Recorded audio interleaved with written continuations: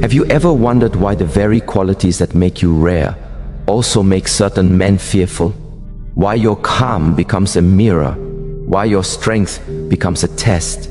And why your silence makes him hear things inside himself he has avoided for years? Here's the paradox. You are not like other women. And the moment a man realizes this, he's confronted by the truth of who he is. Not all men can stand that kind of truth. Stay with me, because by the time you finish this, you won't just understand why you unsettle him. You will finally realize that you are a woman carved from a different fire, and it's time to live like the queen that fire created. A deep breath. Let us begin. 1. You hold a calm he can't manipulate. There is a kind of calm that isn't learned from books, nor borrowed from temporary moments of peace, nor taught by the easy seasons of life. It is the calm that forms inside a woman who has walked through storms with her eyes open, who has learned to listen to the thunder rather than fear it, who has understood that peace is not the absence of chaos, but the ability to remain centered while everything else trembles around her. This calm is not something you force, it is something you become. Women who carry this calm don't announce it, they embody it. They don't raise their voice to show power. Their silence holds more weight than another person's anger. They don't need to play emotional games because they have grown beyond the need to prove themselves through reaction. And perhaps that is what unsettles him most. The ease with which you choose stillness in a world that teaches people to run, chase, panic, and cling. You are not calm because life was gentle with you. You are calm because you decided to become gentle with yourself. But what many men never expect is that this calm becomes a mirror that reflects back their own noise, insecurities, hidden fears, and unspoken truths.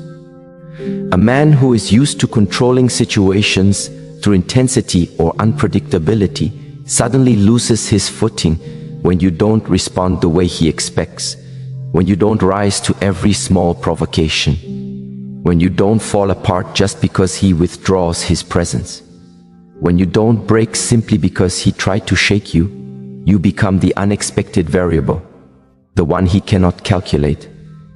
And this confuses him, because so much of his identity may have been built around the belief that emotions are tools, that reactions are leverage, that control is gained not through connection but through imbalance. Yet here you stand, unmoved, steady, soft but not weak, present but not desperate. You hold a calm he cannot manipulate, and it terrifies him. It terrifies him because your calm reveals the truth he hides from himself, that his power over others was never real power. It terrifies him because your calm shows him how fragile his confidence really was. It terrifies him because your calm does what his ego cannot. It listens. But this calm of yours, it wasn't born from resistance. It was born from understanding. Understanding that reaction is not the same as presence. Understanding that chaos is not the same as depth. Understanding that you don't need to participate in every emotional invitation extended to you. You learned slowly that peace is not a feeling. It is a decision to remain centered even when the world around you spins. A decision to breathe instead of break. A decision to choose clarity over confusion, grace over fear, love over noise. There was a time, perhaps long ago, when you reacted like everyone else. You raised your voice, you argued, you chased. You tried to explain yourself to people who didn't actually want to understand you. You tried to fix situations that were never yours to fix. But over the years, something shifted. You realized that every time you allowed yourself to be pulled into someone else's storm, you abandoned your own inner sky. And you learned that losing yourself is far worse than losing anyone who was never meant to stay. So you refused to be dragged back into that old version of yourself. You refused to let anyone steal the steadiness you fought so hard to reclaim. And in that refusal, you became free. The kind of free that doesn't need to shout, the kind of free that doesn't fear silence, the kind of free that doesn't run from solitude, the kind of free that doesn't mistake noise for connection or chaos for chemistry. A woman with this freedom becomes a mystery to the wrong man, but a revelation to herself. And here is where the confusion begins. For him, because he expected something else. He expected a woman who would react, a woman who would chase, a woman who would unravel if he withdrew, or get angry if he pushed too far. He expected volatility, because volatility is predictable. He expected insecurity, because insecurity is manageable.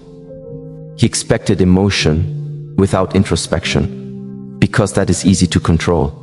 But you are not that woman. You didn't try to prove anything. You didn't try to convince him of your worth. You didn't try to win a battle that was beneath your spirit. You didn't try to impress someone who wasn't prepared to understand you. Instead, you observed, you breathed, you waited. You allowed truth to reveal itself, naturally, quietly, without force.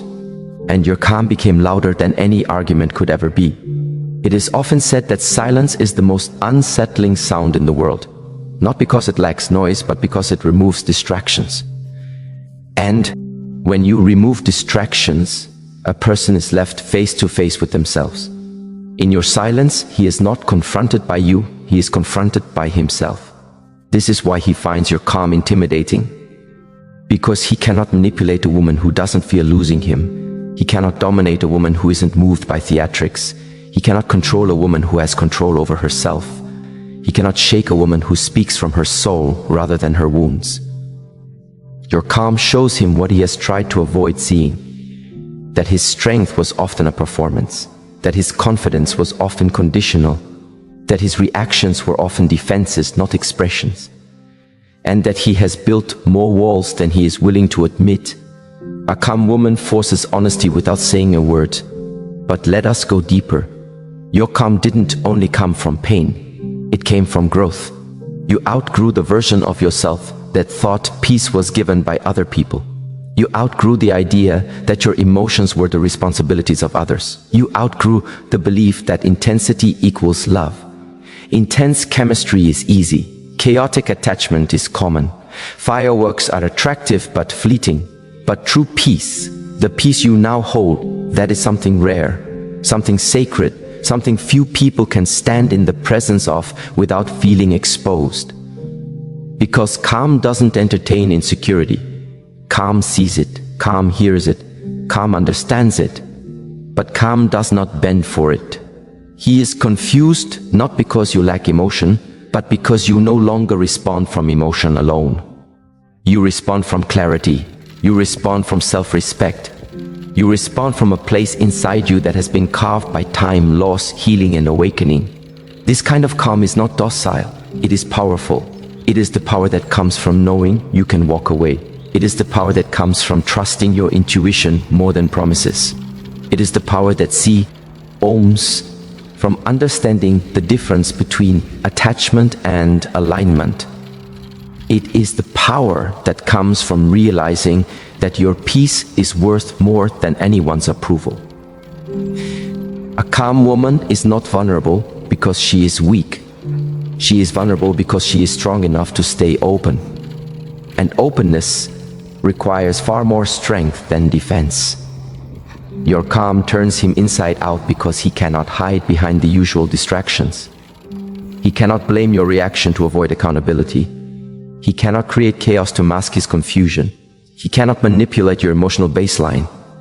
And when a man loses the ability to shape your emotional state, he must face the truth that he cannot shape your life unless you choose him consciously, intentionally, freely. That truth unnerves him because people who operate through control never know what to do with those who are not afraid. But the deeper truth, your calm is not about him. It never was. It was always about you. It was always about who you decided to become after life tested you in ways others will never understand. You didn't become calm to be impressive. You became calm because it was the only way to survive. And now it has become the way you thrive. He looks at you and sees a mystery. But the real mystery is how long it took you to finally see your own worth. A woman with calm is a woman who has reclaimed her soul. And when a woman reclaims her soul, she becomes untouchable. Not because no one can reach her, but because no one can shake her foundation. This foundation is what terrifies. Foundation means you are stable. Stability means you cannot be uprooted. And a woman who cannot be uprooted cannot be used, played, or controlled. You didn't build this foundation overnight. It took seasons of breaking and rebuilding. It took nights of questioning and mornings of awakening. It took letting go of versions of yourself hat was shrinking just to keep someone else comfortable. But now, here you stand. Calm, even in conflict. Gentle, even when you could be harsh. Soft, even when life hardened you. Clear, even when others tried to cloud your judgment. Whole, even when the world tried to fracture you. Your calm is not quietness, it is mastery. Mastery of your emotions. Mastery of your presence. Mastery of your energy. Mastery of your choices. And mastery is the one thing he never expected to encounter. But mastery without ego, that is rare. You do not use your calm to punish or manipulate.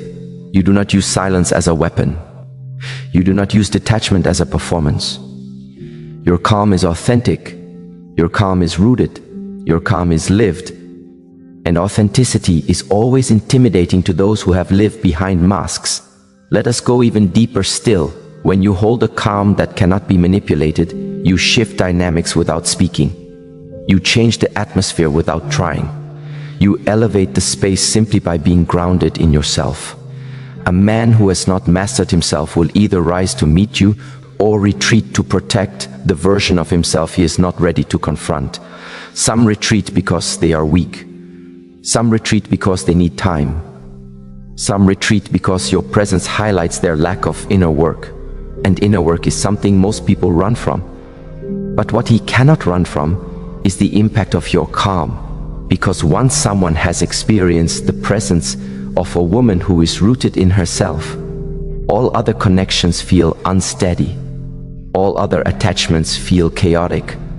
All other energies feel loud. You create a contrast that cannot be forgotten. Not because you try to be unforgettable, but because inner peace always leaves a mark on those who have never tasted it. Your calm is not a performance. Your calm is your truth. And truth has a way of changing people, sometimes softly, sometimes violently, but always inevitably. So if he feels intimidated, it is because your calm requires him to rise. If he feels confused, it is because he expected the old version of you. If he feels overwhelmed, it is because he is standing in the presence of someone who has outgrown the emotional games that once defined his relationships. Your calm is not the absence of fire. It is fire under control, and controlled fire warms, heals, illuminates, but never burns what it does not choose to burn.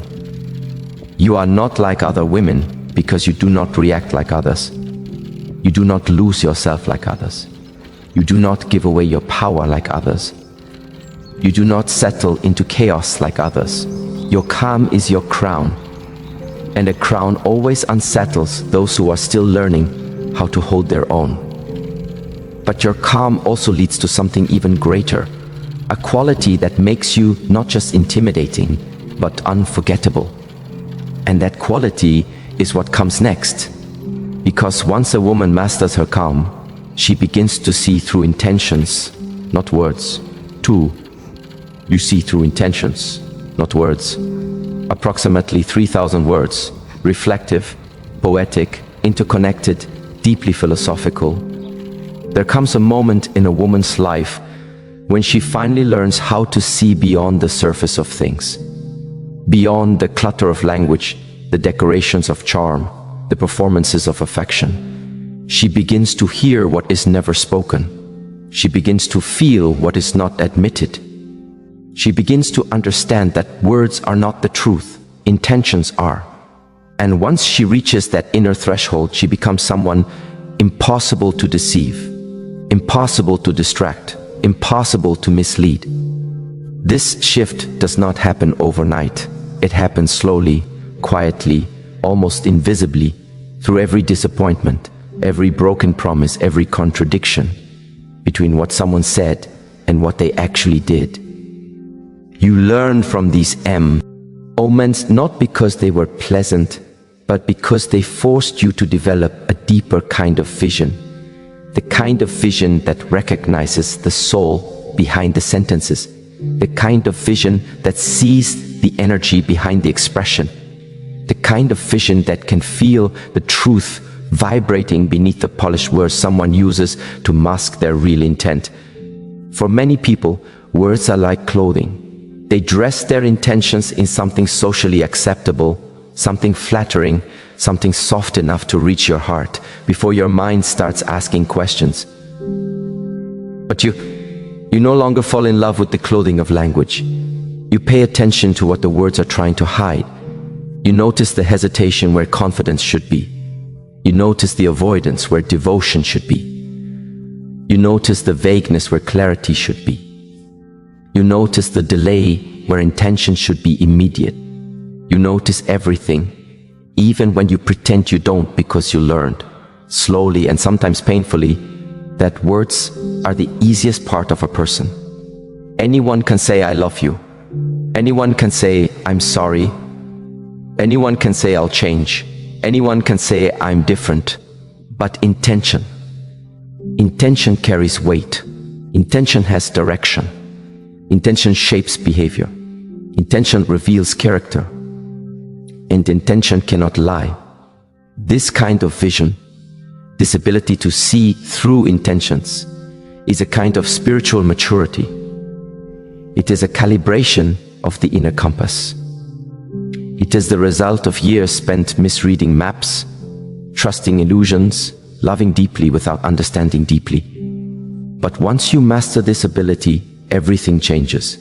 You no longer cling to potential. You study patterns. You no longer wait for someone to explain. You watch what they reveal. You no longer assume honesty.